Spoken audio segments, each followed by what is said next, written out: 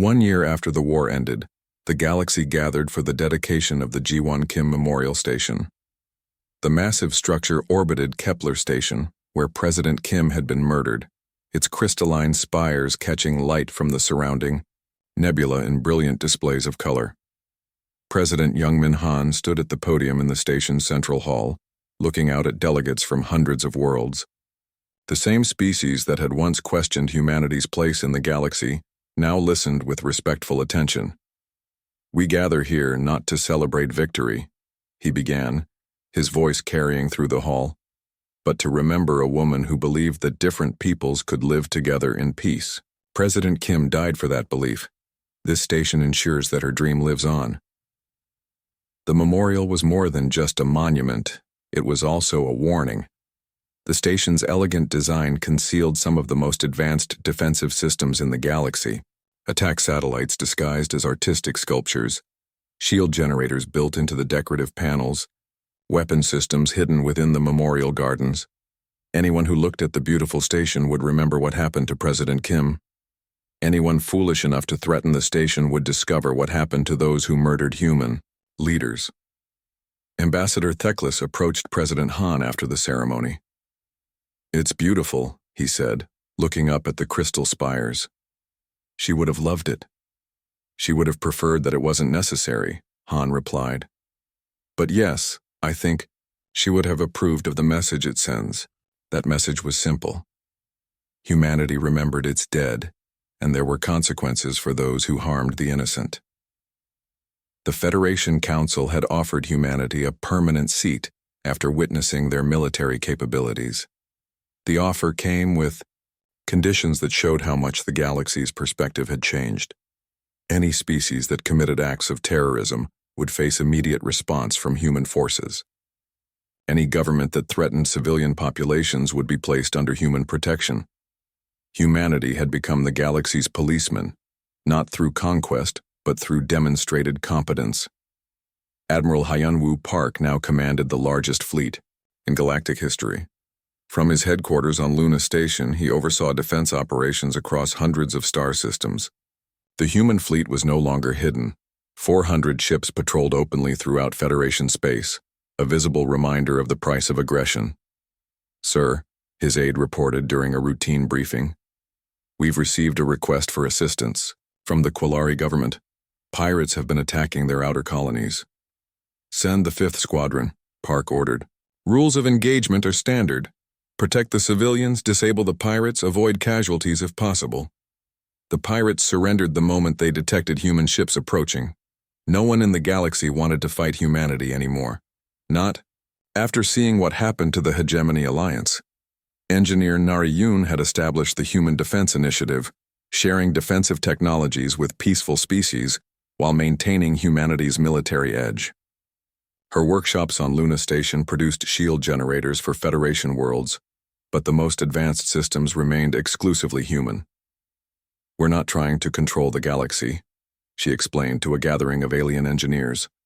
"We're trying to make sure that what happened to President Kim never happens to anyone else." The technology sharing program was popular with most species, but it came with strict conditions. Any world that received human defensive systems agreed to regular inspections and non-aggression treaties. Any government that used human technology for offensive purposes would find their systems mysteriously failing. Dr. Yunja Lee continued her xenological research, but her priorities had changed. The friendly scientist who had once studied alien biology for purely academic reasons now maintained detailed threat assessments of every known species. Her laboratories on Mars had become intelligence analysis centers where human researchers studied potential enemies and allies. "Knowledge is our greatest weapon," she told her staff during a security briefing. "The more we understand about other species, the better we can protect ourselves and our friends." Her research had identified 17 different species that might pose future threats to galactic peace. Human intelligence operatives were already establishing monitoring stations in their space, ready to provide early warning of any aggressive behavior. Captain Minho Choi commanded the Soul's Pride on patrol missions throughout former hegemony space. The ship that had once been humanity's flagship was now one of dozens of vessels maintaining peace in regions that had been sources of conflict for centuries. "Captain," his communications officer reported, "we're receiving a distress call from the Bendic colony on Zerion 5. They're requesting immediate assistance." "Set course for Zerion 5. Maximum speed," Choi ordered. "What's the situation?" "Refugee crisis, sir. The colony is being overwhelmed by displaced populations from former Drakari worlds. They need supplies and temporary housing." The Soul's Pride arrived within hours, carrying emergency shelters, medical supplies, and food replicators. Captain Choi coordinated the relief effort personally, working alongside Bendic officials to ensure that every refugee family had shelter and food. This was the new reality in former hegemony space. Human ships didn't come as conquerors, but as helpers, protecting the weak and assisting those in need.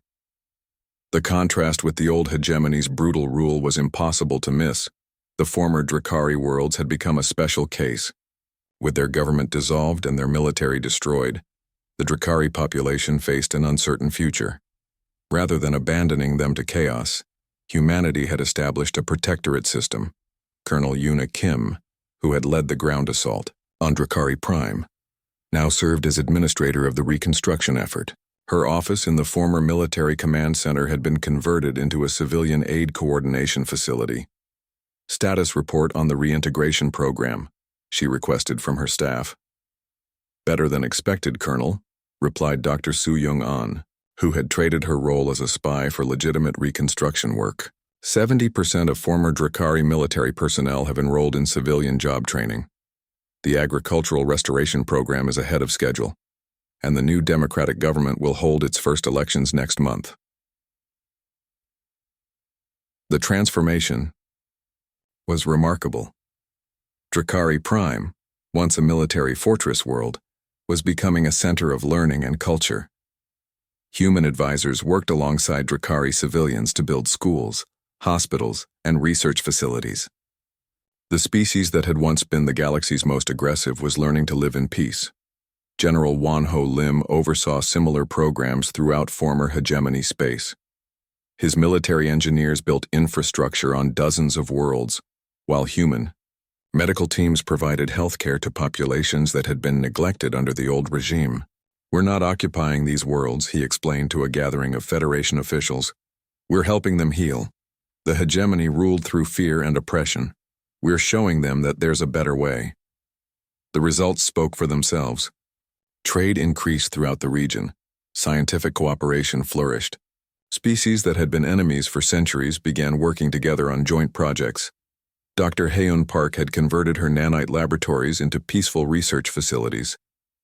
The technology that had dismantled hegemony fleets was now being used to clean up environmental damage and restore damaged ecosystems. "The same nanites that can destroy a starship can also repair a polluted ocean," she explained during a scientific conference. "It's all about programming and purpose." Her teams were working on former hegemony worlds to undo centuries of environmental damage caused by military-industrial complexes. Poisoned atmospheres were being cleansed, dead oceans were being restored to life, and barren worlds were being transformed into gardens. Commander Jamin O had traded his role in intelligence warfare for diplomatic work. His hidden base in the asteroid belt had been converted into a communication hub that facilitated peaceful contact between previously hostile species. Information warfare and diplomacy use many of the same skills, he noted during a strategy session. The difference is that diplomacy builds relationships instead of destroying them. His teams monitored communication networks throughout the galaxy, not to gather intelligence for military strikes, but to identify brewing conflicts before they could escalate into violence. Early intervention had prevented 3 potential wars. In the past year, the changes weren't limited to former hegemony space. Throughout the galaxy, species were reassessing their relationships with each other and with humanity. The demonstration of human military power had convinced even the most aggressive civilizations that cooperation was preferable to conflict. Fleet Admiral Sungjin Nam received regular reports from human monitoring stations throughout the galaxy.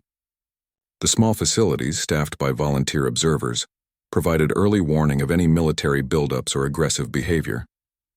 "Any threats to report?" he asked during his weekly intelligence briefing. "Nothing significant, sir," replied the intelligence officer. "The Nexar Confederacy is upgrading their defense systems, but our observers confirm it's purely defensive.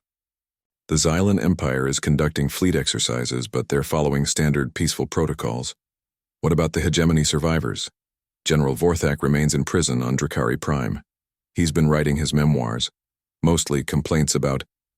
The siege of Drakari Prime began at dawn on the planet's main continent. General Vorthak watched from his command bunker as human forces surrounded every major city without firing a shot. The humans had accomplished what military experts said was impossible. They had blockaded an entire planet in less than 12 hours. General Jiho Shin commanded the ground forces, his troops wearing armor that seemed to predict enemy movements before they happened. The secret was simpler than the Drakari realized.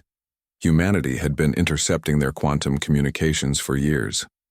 "Sir," reported Colonel Yuna Kim from her position outside the capital city, "enemy forces are moving to defensive positions around the government district.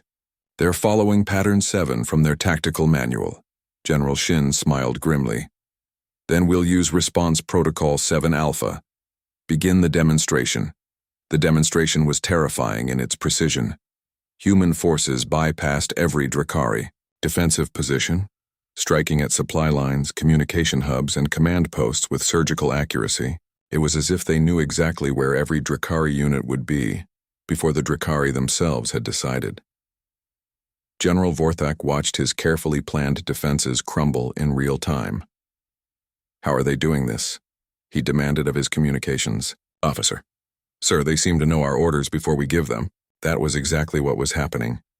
Dr. Kangmin Hong, the human researcher who had spent years studying Drakari technology, had also mapped their entire military communication network. Every order, every battle plan, every strategic decision was being intercepted by human intelligence before it reached Drakari troops. Fleet Admiral Sungjin Nam coordinated the space-based portion of the siege from the bridge of his flagship.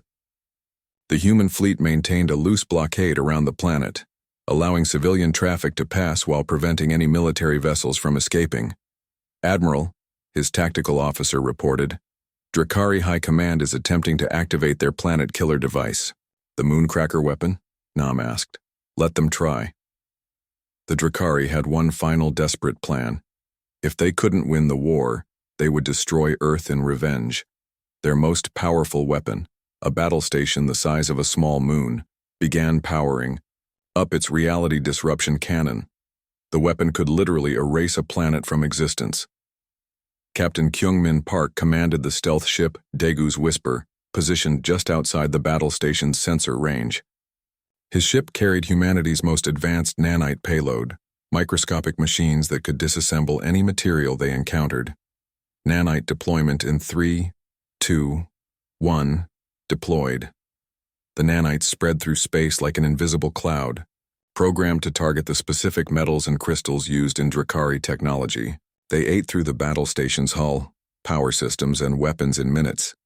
But they were also programmed to avoid organic materials. The Drakari crew watched in horror as their ultimate weapon dissolved around them, while their life support remained intact. Emergency systems activated, sealing the crew sections in protective barriers while the rest of the massive station became raw materials floating in space. Those raw materials didn't drift randomly. The nanites reformed them into letters large enough to be seen from the planet's surface, spelling out President Kim's final words: "We are one people, under countless stars." The message was visible from 3 star systems away. General Vorthak realized his position was hopeless when human forces captured his orbital command stations without firing a shot. Colonel Minho Jang led a boarding party that simply walked through the station's blast doors as if they weren't there. "How did you get through our security barriers?" demanded the station commander. "Your security systems were designed by engineer So-Young An," Colonel Jang replied. "She's been working for us the whole time." It was the same story throughout Drakari space. Every major installation had been compromised from the inside by human agents who had spent years earning their trust while secretly mapping their weaknesses. Dr. Borahan led the intelligence team that finally cracked the Drakari's most guarded secret. the location of their hidden fleet reserves. For decades, the Drakari had maintained secret shipyards in dark space between the stars, building vessels that didn't appear in any official registry. "We found them," she reported to Admiral Nam. 47 hidden facilities. Over 300 reserve ships. They were planning to use these for a surprise counterattack. "Not anymore," Nam replied. "Captain Park, you know what to do." Captain Park coordinated the most complex military operation in human history. 47 different locations, attacked simultaneously across hundreds of light-years of space.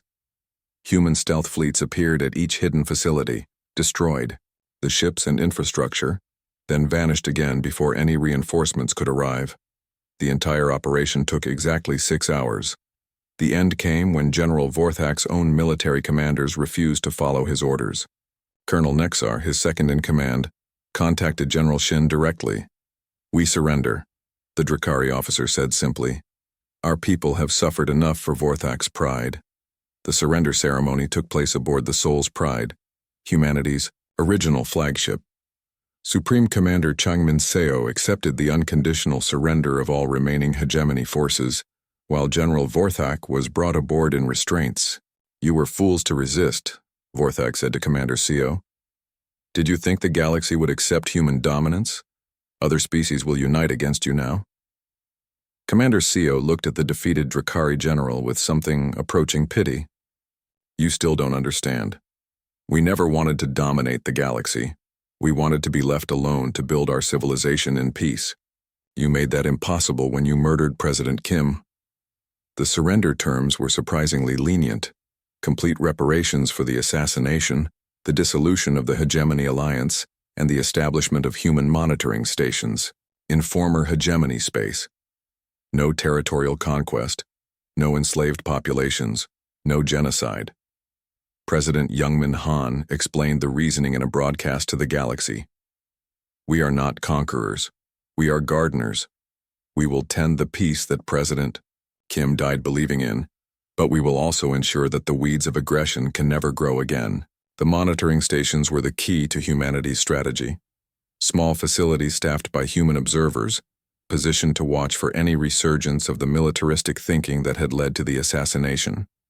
They were also symbols, reminders, of what happened when someone decided that murdering human leaders was acceptable. The galaxy's reaction was mixed. Some species were terrified of humanity's demonstrated power. Others were impressed by their restraint. They had won a total victory while avoiding the mass casualties that usually accompanied galactic wars. Ambassador Theklis met with President Han 3 months after the war ended. "How long have you been planning this?" he asked. "Since the first day we looked up at the stars," Han replied. "We knew we might find friends out there. We also knew we might find enemies. We prepared for both possibilities." The Vortani ambassador was quiet for a moment. "President Kim never knew about the hidden fleets, did she?" "No. She believed in peace through diplomacy. We believed in peace through strength. Both approaches were necessary. The final revelation shocked even humanity's allies. Engineer Nari Yoon released classified information showing that Earth's civilian infrastructure had been dual-purpose from the beginning. Mining ships were actually heavy cruisers. Research stations were fleet bases. Even the orbital farms around Earth contained hidden weapon systems. "We've been preparing for galactic war since our first decade in space," she explained during a Federation Council session. "Not because we wanted war, but because we knew that appearing weak would invite aggression." Dr. Yunja Lee added her own revelation. "We've been studying your biological and technological weaknesses for 20 years. Every species that welcomed us, every treaty we signed, every cultural exchange, we learned from all of it. The Hegemony Alliance thought they were teaching us our place. Actually, we were learning how to defend ourselves." The scale of humanity's preparation became clear as more classified projects were revealed. Stealth technology that made ships completely invisible. Weapons that could disassemble matter at the quantum level. Defensive systems that could stop any known attack. Most shocking of all was the revelation that humanity had been ready for this, or within their first year of contact with alien species. Every advancement they had shown the galaxy over the past 20 years was actually decades-old technology they had been pretending to develop. General Wanho Lim explained it simply. We learned early in our history that the most dangerous moment is when your enemies underestimate you. We made sure that moment lasted as long as possible. The war had been won not through superior numbers or advanced technology, but through superior preparation and intelligence. Humanity had spent 20 years appearing weak and naive while secretly building the most powerful military force the galaxy had ever seen. As Admiral Hyunwoo Park said in his after-action report, the Hegemony Alliance made two critical mistakes. First, they assumed we would react to aggression the way they expected us to react. Second, they assumed we were telling them the truth about our capabilities. Never make assumptions about humanity, President Han added during his victory address. We are not what we appear. 6 months after President Kim's assassination, the galaxy settled into a new normal. Humanity had retreated into isolation, just as the Hegemony Alliance had expected. Trade between human and alien worlds had nearly stopped. Human diplomats rarely attended Federation meetings. It seemed the lesson had been learned. General Vorthak of the Drakari reviewed intelligence reports in his command center on the military world of Kronix. The humans are behaving exactly as predicted, he told his staff. They understand their place now. Counselor Zephys agreed from her office on the Alteran homeworld. Our sources report that human military activity has actually decreased. They appear to be focusing on internal matters and avoiding galactic politics. What they didn't know was that human intelligence operatives had been feeding them exactly the information they wanted to hear. The attack began at exactly 800 Galactic Standard Time across 12 star systems simultaneously. It started with what seemed like random system failures. On Kronix, the Drakari Military Command Center lost power for 30 seconds. The backup generators kicked in automatically, and the duty officer logged it as a minor technical glitch. On the Alteran homeworld, their orbital defense platforms went offline for routine maintenance. The maintenance had been scheduled months in advance by their human technical advisors, so no one was concerned. Throughout hegemony space, communication networks experienced mysterious interference that lasted for exactly 17 minutes. Emergency backup systems activated normally, and technicians began investigating what they assumed was equipment failure. Then the real attack began. Admiral Seojin Chai commanded the human First Fleet from the bridge of the warship Incheon's Wrath. The ship materialized from stealth just outside the Drakari home system, along with 49 other vessels that had been invisible to every sensor the galaxy possessed. All ships report ready, Admiral, said his communications officer. Begin Symphony Protocol, Che ordered. The name came from the coordinated nature of the attack. Every human force moved in perfect timing, like musicians playing from the same sheet of music. The symphony was about to begin, and the Hegemony Alliance was going to hear every note.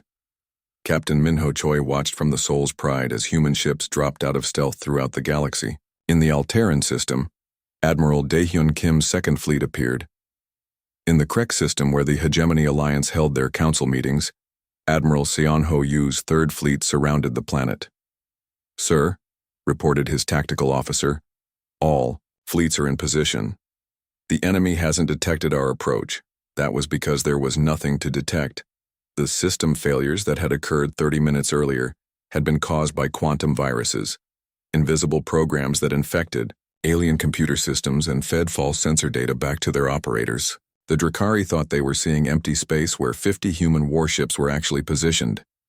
General Vorthak was in his command bunker when the attack on Kronix began. The first indication that something was wrong came when his plasma shield generator shut down completely. Restore the shields, he roared at his technicians. Sir, the generators aren't malfunctioning, came the panicked reply. Someone has override codes. They're shutting us down remotely. That someone was Engineer Soyoung An, who had spent 5 years improving Drakari shield technology, while secretly building backdoors into every system. From her position aboard the human cruiser Busan's Fury, she was systematically disabling the defenses of every major Drakari installation.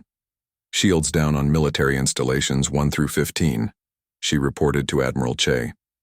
Orbital defense platforms are offline. ground-based weapon systems are experiencing mysterious technical difficulties. The Drakari scrambled their fleet, over 200 ships that they believed made them the strongest military force in the galaxy. What they discovered was that human technology had advanced far beyond their understanding. The first Drakari squadron to engage the human fleet was completely destroyed in less than 3 minutes. Human railguns fired projectiles at 15% of light speed, while Drakari plasma cannons couldn't penetrate the new shields that protected human ships. Impossible. General Vorthak watched the battle unfold from his bunker. Our intelligence said the humans only had primitive weapons. Captain Jinsu Quan commanded one of the human stealth frigates that struck at Drakari supply depots throughout their space. His ship, the Daegu Shadow, appeared long enough to destroy a fuel refinery with precision strikes, then vanished again before the Drakari could respond. Target destroyed, no civilian casualties, he reported. Moving to next objective. This was crucial to human strategy. They were demonstrating overwhelming military superiority while carefully avoiding harm to non-combatants. Every strike was surgical, destroying military and government targets while leaving civilian infrastructure untouched. Colonel Yuna Kim led the ground assault on Kronix itself. Her power armor was unlike anything the galaxy had ever seen. Adaptive systems that analyzed incoming weapons fire and adjusted their defenses accordingly. Drakari plasma rifles that could melt through battle tank armor barely scratched the human suits. Objective secured, she reported as her troops took control of the Drakari Military Command Center. General Vorthak is in custody. All military command staff are captured alive. The battle for Kronix lasted 8 hours. When it ended, the planet's military infrastructure was completely destroyed, but not a single civilian had been harmed. The Drakari population watched human soldiers distributing food and medical supplies to anyone who needed them. Major Do Hyun Yu commanded atmospheric fighters during the assault on the Alteran homeworld. His squadron faced the galaxy's most advanced air defense systems, energy barriers that could stop any known aircraft. The barriers were useless against human fighters that could shift between dimensions. Phase shift engaged, Yu reported as his squadron passed through the Alteran, defenses like they weren't there. Beginning precision strikes on military targets, the Alterans discovered that their orbital defense platforms had been compromised months earlier. Dr. Kang Min Hong, their trusted human researcher, had installed override systems in every critical installation. From his position aboard the human carrier Gwangju Storm, he systematically shut down their defenses. I studied their systems for 5 years, he told Admiral Kim during the battle. I know their weaknesses better than they do. Commander Jamin O coordinated the information warfare aspect of the attack. From his hidden base, he broadcast messages throughout hegemony space on every communication frequency. People of the Hegemony Alliance, his voice reached every world simultaneously. We are not your enemies, we are not conquerors. We are teachers, and today's lesson is simple. There are consequences for murdering those we love. The message continued. Your leaders chose to assassinate President Ji-won Kim because they feared what humanity might become. Today, they learn what humanity actually is. We could destroy your worlds, but we choose not to. We could kill your leaders, but we prefer justice to revenge. The galaxy watched in shock as human forces demonstrated capabilities that shouldn't have existed, ships that could become invisible, weapons that could penetrate any defense, soldiers wearing armor that adapted to any threat. The Vortani ambassador Theklis was in the Federation Council chambers when news of the attack reached them. Representatives from dozens of species watched the battle reports with growing amazement. How is this possible? Asked the Centaurian delegate. Our intelligence said the humans had less than 60 ships. Our intelligence was wrong, Theklis replied, though privately he wasn't surprised. President Kim had once told him that humanity's greatest strength was that their enemies never truly understood them until it was too late. Dr. Haeun Park deployed her nanite swarms against the hegemony's reserve fleets. The microscopic robots ate through ship hulls like acid, but they were programmed to avoid life support systems. Entire squadrons found their vessels falling apart around them, while their air and power remained untouched. Nanite deployment successful, she reported from her laboratory ship. Enemy fleet disabled, all crew members alive and unharmed. The psychological effect was devastating. Hegemony commanders realized they were facing an enemy that could kill them instantly but chose not to. Every human attack sent the same message: we are in complete control, and we are being merciful. Within 18 hours, 3 of the 6 Hegemony Alliance species had surrendered independently. The Taraxians, Quillari, and Bendic governments all sent desperate messages to President Han, begging for peace terms. President Han's response was broadcast throughout the galaxy. Any species that renounces the Hegemony Alliance and agrees to non-aggression treaties will be granted immediate ceasefire status. We have no quarrel with peoples who choose peace over domination. But the Drakari, Alterans, and Crexians refused to surrender. General Vorthak, even in captivity, transmitted orders for his remaining forces to fight to the death. The Alterans activated their doomsday weapon, a planet killer that could crack worlds. The Crexians mobilized their hidden reserve fleets. None of it mattered. Captain Kyungmin Park commanded the task force that eliminated the Crexian reserves in a single coordinated strike. 47 systems attacked simultaneously. The hidden fleets. The galaxy watched humanity mourn. For 2 weeks after President Kim's assassination, human space fell silent. No trade ships left their ports. No diplomatic messages were sent. Human colonies went dark, communicating only with Earth and each other. The funeral was broadcast across human space, but nowhere else. Billions of humans watched as President Kim's empty coffin, there was no body to bury, was carried through the streets of Seoul by honor guards from every human world. The ceremony was simple and dignified, exactly as she would have wanted. President Youngmin Han gave a short speech at the gravesite. Ji-won Kim believed that different peoples could live together in peace. She died for that belief. We will not let her death be meaningless. The galaxy's leaders watched the funeral coverage and nodded to themselves. This was the expected response: grief, sadness, and quiet acceptance of the lesson they had been taught. The Hegemony Alliance issued a statement expressing sympathy for humanity's loss, while reminding them that cooperation required understanding one's place in galactic society. What they didn't see were the ships moving in the darkness between stars. Admiral Hyunwoo Park stood in the secret command center buried deep beneath Luna Station. The facility didn't appear on any official blueprints. It had been built during humanity's first decade in space, back when they weren't sure if they would find friends or enemies among the stars. "Report," he said to General Won-ho Lim, who had arrived from Earth an hour earlier. "All reserve forces are activated and moving to staging positions. The civilian ships have been recalled and are being converted as planned. Dr. Lee estimates another week before Project Prometheus is fully operational." Park nodded, looking at the holographic display that showed human space. Red dots marked official fleet positions that the galaxy could see and track. Blue dots showed the real positions of humanity's hidden forces, ships that officially didn't exist, built in secret facilities and crewed by volunteers who had spent years training for this moment. "How many ships do we actually have?" "General," Lim asked. "Officially? 53 vessels in our defensive fleet," Park replied. "Actually, over 400 combat-ready ships plus support vessels." While humanity grieved publicly, Colonel Yoona Kim was activating sleeper cells across Federation space. For 20 years, humans had been establishing themselves throughout the galaxy as traders, researchers, students, and diplomats. They had built reputations as friendly, curious people eager to learn about alien cultures. In reality, many of them were intelligence operatives. On the Alteran homeworld, Dr. Kangmin Hong had spent 5 years studying their atmospheric processors. His research papers were published in their most prestigious scientific journals. What the Alterans didn't know was that he had also mapped every critical system in their industrial infrastructure. On the Drakari military world of Chronix, engineer So-Young-an had designed improvements to their plasma shield generators.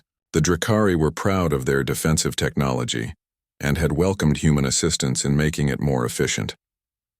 They never suspected that the improvements included hidden back doors that could shut down the shields completely. Throughout Federation, space, hundreds of humans like Dr. Hong and Engineer An received coded messages. The time for studying and learning was over. Now it was time to put their knowledge to use. Dr. Yunji Lee worked around the clock in her expanded laboratory complex on Mars. Project Prometheus had grown far beyond studying alien biology. It was now humanity's most secret weapons program. "Show me the quantum disruptor analysis," she said to her assistant, Dr. Min-jae Park. The holographic display showed the weapon that had killed President Kim, a device that disrupted molecular bonds at the quantum level. It was considered the most advanced personal weapon in the galaxy. "We've managed to reverse engineer the core technology," Dr. Park reported. "But our version is different. Instead of disrupting organic molecules, it can target specific materials, ship hulls, weapon systems, even the quantum processors that run their computers." Dr. Lee smiled grimly. "And the delivery system?" "That's where it gets interesting. The Drakari plasma shields that protect their ships? We found 17 different ways to penetrate them. The Alteran energy barriers, useless against our modified disruptors, and the hegemony stealth technology. We can see through it," Dr. Lee finished. "Good. How many units can we produce?" "With our new manufacturing facilities, 10,000. Disruptor rifles within a month. Vehicle-mounted versions within 6 weeks. Ship-based systems." Dr. Park checked his calculations. "We'll have enough to outfit the entire fleet." Engineer Nari Yoon was overseeing the most massive industrial conversion in human history. Every major manufacturing facility on Earth, Luna, Mars, and the outer colonies had been retooled for war production. Civilian factories that made air recyclers were now building weapon systems. Shipyards that constructed cargo vessels were assembling warships.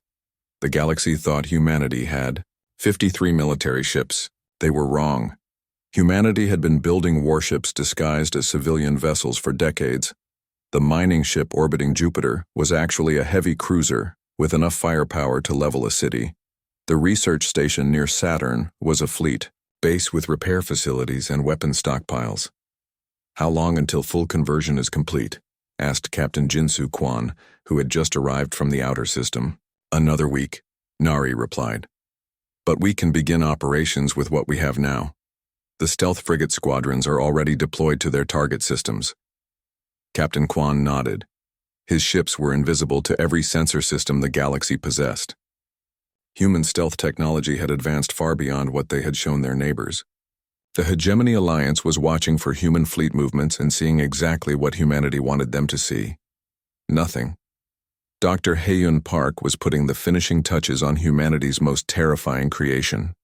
The nanite swarms looked harmless. Tiny robots smaller than bacteria, floating in sealed containers like metallic dust. But each nanite was a sophisticated machine capable of dismantling any material at the molecular level. "How do they work?" asked General Lim during his inspection of the facility. "Simple concept, complex execution," Dr. Park explained. "We release them in space near enemy ships. They're programmed to target specific materials, the metals and ceramics used in Drakari hulls, the synthetic crystals in Alteran power systems. They eat through ship hulls like acid, but they're smart enough to avoid life support systems." "You're saying they can disable ships without killing the crews?" "Exactly. We can turn an entire enemy fleet into floating debris while keeping the occupants alive. It sends a message. We could have killed you, but we chose not to." The most important work was being done by people the galaxy had never heard of. Commander Jamin O was coordinating intelligence operations from a hidden base in the asteroid belt. His teams had spent years mapping every major military installation, government facility, and industrial complex in hegemony space. "We know more about their capabilities than they do," he reported to Admiral Park during a secure briefing. "The Drakari have been inflating their military strength reports for decades. Their actual fleet is 60% smaller than they claim. The Alterans have been covering up systemic failures in their defense networks, and the other hegemony species." He shrugged. "Most of them are barely holding their militaries together." Captain Minho Choi received new orders while the Soul's Pride was docked at a repair station near Earth. The ship had been damaged during a training exercise and needed extensive repairs. In reality, it was being fitted with weapons and systems that officially didn't exist. "Captain," said Admiral Park during a private meeting, "how do you feel about commanding the flagship of the largest battle fleet in human history?" "I thought we only had 50 ships, sir." "Officially, yes. Unofficially," Park smiled. "You'll be commanding over 100 vessels, including ships that can punch holes through planets." The conversion of civilian infrastructure continued around the clock. Space elevators that normally carried trade goods were now moving military equipment. Passenger ships were being fitted with weapon systems and armor. Even the orbital farms around Earth had hidden weapon platforms built into their superstructures. President Young Min Han made carefully staged public appearances, looking appropriately sad and subdued. He gave speeches about mourning President Kim and hoping for peaceful solutions to galactic tensions. Foreign diplomats reported back to their governments that humanity seemed broken and defeated. Behind closed doors, President Han was reviewing target lists with his military commanders. "The primary objectives are clear," he said during a classified briefing. "We want the leadership of the Hegemony Alliance to understand that there are consequences for murdering our people, but we're not conquerors. We don't want to rule the galaxy." "What do we want?" asked Admiral Park. "Justice for President Kim, reparations for the attack, and a guarantee that this never happens again to any species." President Han's voice hardened. "And if they refuse those terms? Then we teach them why humanity survived long enough to reach the stars," General Lim replied. The final piece of humanity's preparation involved their newest allies. Ambassador Theclis arrived on Earth for what was publicly described as a condolence visit. In reality, he was coordinating. The Galactic Unity Festival on Kepler Station was the biggest celebration in Federation space. Representatives from hundreds of worlds gathered to celebrate another year of peace and cooperation. The massive space station rotated slowly, its transparent dome showing the beautiful nebula that surrounded it. President Ji-won Kim walked through the crowded corridors, greeting delegates from dozens of different species. Her security detail, led by Commander Taehyun Kang, stayed close but tried not to be obvious. The festival was supposed to be a safe space where all species could meet as equals. President Kim called out Ambassador Theclis, approaching with his forearms spread in the Vortani greeting gesture. "I'm so pleased you could attend. This festival represents everything the Federation stands for." Ji-won smiled warmly. "It's wonderful to see so many different peoples coming together in peace. This is what we dreamed of when we first reached for the stars." The main event was scheduled for the evening, a grand ceremony where each member species would present a symbol of their culture to be added to the festival monument. President Kim would be speaking on behalf of humanity, presenting a simple globe of Earth made from materials gathered from every human colony. Commander Kang checked his security readings for the 100th time that day. Something felt wrong, but he couldn't put his finger on it. The crowd was friendly. The other delegates seemed genuine, and their security sweeps had found nothing dangerous. "Ma'am," he said quietly to President Kim, "I'd like to add 2 more agents to your detail for the ceremony." "Is there a specific threat?" she asked. "No specific threat, but with this many species in one place." He didn't finish the sentence, but she understood. As evening approached, 10,000 beings from across the galaxy gathered in the station's central amphitheater. The dome above showed stars and swirling cosmic dust in brilliant colors. It was beautiful, a perfect backdrop for a celebration of galactic unity. President Kim stood backstage, holding the Earth globe and reviewing her speech one last time. She wanted to get the words right. This wasn't just about representing humanity, but about showing that different species could work together despite their differences. 5 minutes, Madam President, said a festival organizer. The amphitheater fell quiet as the ceremony began. One by one, species representatives came forward to place their cultural symbols in the monument. The Alterans brought a crystal that sang in harmonious tones, The Vortani offered a piece of living art that changed colors as they watched. Finally, it was humanity's turn. President Kim walked to the podium, the Earth globe cradled in her hands. The crowd of 10,000 beings looked up at her with curiosity and respect.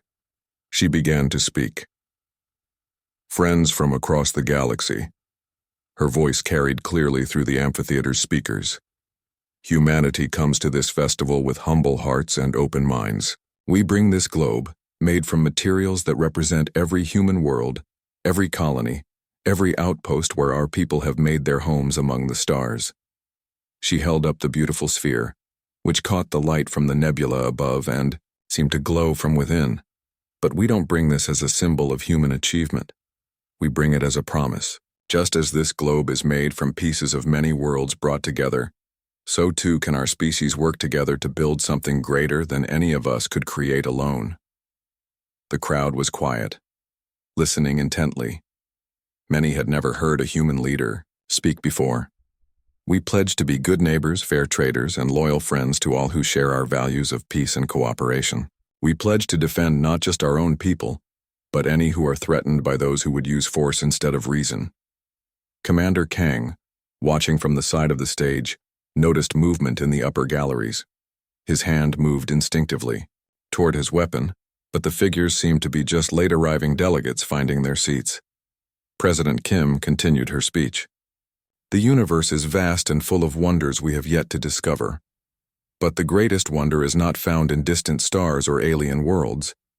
It's found in moments like this, when different species choose to stand together instead of apart.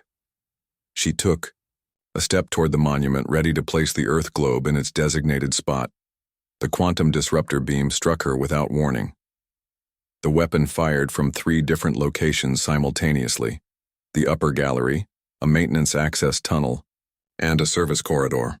The beams converged on President Kim with perfect precision, dissolving her molecular structure in an instant. Commander Kang drew his weapon and shouted orders to his team, but it was too late. Where President Kim had been standing, there was nothing, not even dust. The quantum disruptors had unmade her completely, leaving only empty space and the Earth globe falling toward the floor. The amphitheater erupted in chaos. 10,000 beings screamed, shouted, and tried to flee in every direction. Some species had never seen violence before and didn't understand what had happened. Others recognized the attack and panicked. Kang caught the falling globe before it could shatter on the floor. His training kicked in as he coordinated with station security to lock down the area. But he already knew the attackers were gone. Quantum disruptors required careful positioning and timing. This had been planned for weeks or months. Within minutes, the galaxy's news networks were broadcasting the assassination. The images spread across thousands of worlds. President Kim, speaking about unity and friendship, the sudden flash of the disruptor beams, the empty space where she had stood. On Earth, Vice President Youngmin Han was awakened at 3 a.m. His aide's face was pale as she delivered the news. "Sir, President Kim has been assassinated on Kepler Station. You need to be sworn in immediately." Youngmin sat up in bed, trying to process what he was hearing. Assassinated? How? By whom? Quantum disruptors, sir. 3 simultaneous shots. The attackers escaped, but preliminary evidence suggests Hegemony Alliance involvement. Dr. Soman Yang, the president's personal physician, was also on Kepler Station attending the festival. Commander Kang brought her to the crime scene, hoping against hope that something could be done. She knelt where President Kim had been standing, running her medical scanner over the empty space. The readings confirmed what everyone already knew, but nobody wanted to believe. "Quantum disruptors don't leave anything behind," she said quietly. "The molecular bonds were completely severed. There's nothing left to save." Admiral Hyunwoo Park received the news while reviewing fleet deployments on Luna Station. His face went stone cold as he activated emergency protocols. Within hours, every human ship in space received coded orders to return to defensive positions around Earth and the colonies. The Hegemony Alliance wasted no time claiming responsibility. General Vorthak appeared on Galactic News Network 6 hours after the assassination, his reptilian features showing no emotion. The human leadership made a grave error in judgment, he announced. They believed their rapid advancement gave them the right to dictate terms to species that have maintained galactic order for millennia. This action was necessary to prevent their corrupting influence from spreading to other developing worlds. The statement continued. We call upon the Galactic Federation to recognize that humanity is not ready for full membership. They lack the wisdom and restraint necessary to be trusted with advanced technology and political power. Counselor Zephys of the Alterans added her own statement. The humans' emotional instability makes them dangerous. Their violent history on their own planet proves they cannot be trusted in civilized galactic society. This unfortunate incident could have been avoided if they had accepted their proper place. The galaxy watched to see how humanity would respond. Most species expected protests, diplomatic complaints, maybe economic sanctions. Some thought humans might withdraw from galactic society entirely. Intimidated by the demonstration of hegemony, power, they were all wrong. On Earth, President Youngmin Han stood before a joint session of the Global Congress. Every human leader, military commander, and department head was present either in person or by secure connection. The session was not broadcast. What happened in this room would remain secret. My fellow humans, he began, his voice calm but carrying an undertone that made everyone listen carefully. Today we learned that there are those in the galaxy who believe they can murder our leaders without consequences. They believe we will accept this lesson and submit to their idea of galactic order. He paused, looking around the room at faces filled with grief and anger. They have made a terrible mistake. They killed President Kim because they feared what humanity might become. Today they're going to learn what humanity actually is. Admiral Park stood up. Mr. President, I request permission to activate Protocol 7. Granted. General Lim rose next. Sir, I request authorization to mobilize all reserve forces. Authorized. Doctor. Lee's voice came through the speakers from Mars. Mr. President, Project Prometheus is ready for implementation. Begin implementation immediately. Around the room, other officials requested and received authorization for programs that officially didn't exist. Plans that had been prepared in secret for decades. Weapons, ships, and strategies that no alien species knew about. The Hegemony Alliance expected humanity to mourn, protest, and eventually submit. Instead, they had awakened something that had been quietly preparing for this moment since. President Ji-won Kim stood at the podium, looking out at the sea of faces before her. The United Earth Assembly Hall buzzed with excitement. Today was special. After 20 years of careful talks and proving themselves, humanity had finally been accepted into the Galactic Federation. My fellow humans, Ji-won began, her voice carrying across the silent hall. Today we take our place among the stars not as conquerors but as partners. We join a community that spans thousands of worlds and millions of species. The crowd erupted in cheers. Ji-won smiled, remembering the long journey that brought them here. She was only 45, but she felt the weight of representing all of humanity. Her black hair was streaked with early gray from the stress of negotiations with alien species who viewed humans with suspicion. On Luna Station, Admiral Hyunwoo Park watched the speech through his office window that looked out at Earth below. His fleet was small compared to other galactic powers, only 50 ships, but they were well built and crewed by the best humanity had to offer. Each ship represented years of careful planning and construction. Sir, his aide said, entering the office. The Vortani trade agreement is ready for final approval. Hyunwoo nodded. The Vortani were humanity's first real allies in the galaxy. Their insect-like appearance had frightened many humans at first, but they proved to be honest traders and fair negotiators. Unlike some other species humanity had encountered. Dr. Hyunji Lee was in her laboratory deep beneath the surface of Mars, studying tissue samples from 12 different alien species. Understanding their biology was crucial for medical cooperation and, if needed, defense. She had spent 5 years learning everything she could about galactic life forms. The samples told interesting stories. The Drakari, a reptilian species, had redundant organ systems that made them incredibly hard to kill. The blue-skinned Alterans could survive in near-vacuum conditions. Each species had evolved different strengths, but humans had something unique: adaptability. "Doctor," her assistant called out, "the president wants your report on biological compatibility for the trade missions." Yunja looked up from her microscope. "Tell her we can work with most species safely. The Vortani are completely compatible. The others will need to be careful." Captain Minho Choi stood on the bridge of the Soul's Pride, humanity's flagship. The ship was beautiful, sleek lines of metal and ceramic armor, powered by fusion reactors that engineer Narration had designed. They were preparing for their first official diplomatic mission to Vortani space. "Captain," his communications officer said, "we're receiving a message from the Vortani embassy." The main screen lit up with the image of Ambassador Theklis, a Vortani, whose forearms moved in what humans had learned was a gesture of friendship.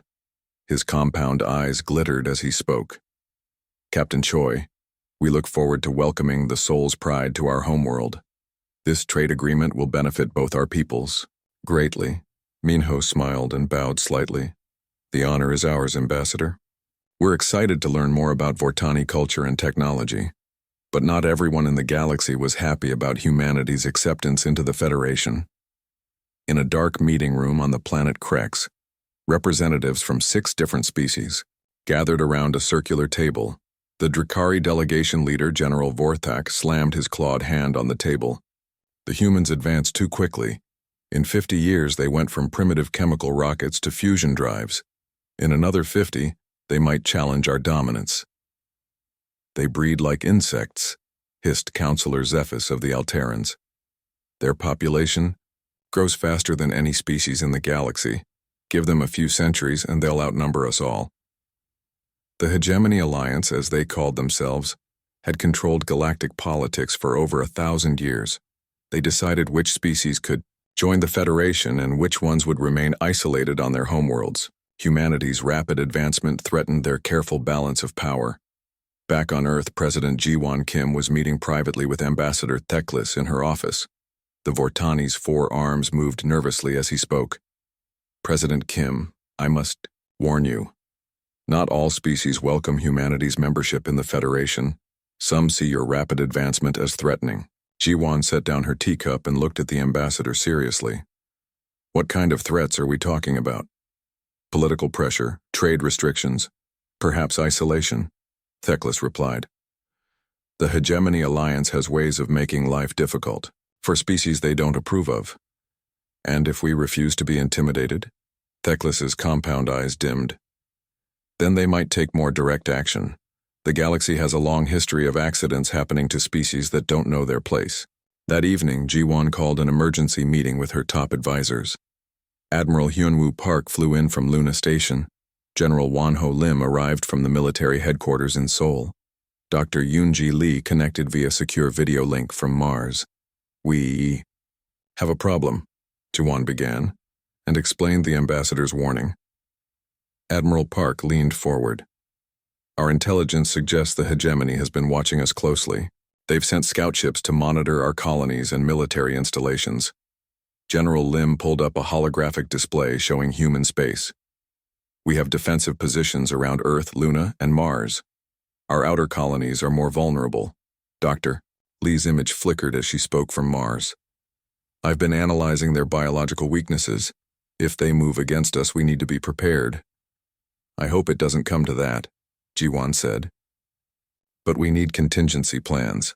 How quickly can we mobilize our forces?" "Our official fleet could be ready in 72 hours, Admiral Park replied. "But if we activate the reserves—" "Reserves?" General Lim asked. Park smiled grimly. "Let's just say we've been more prepared than our neighbors realize."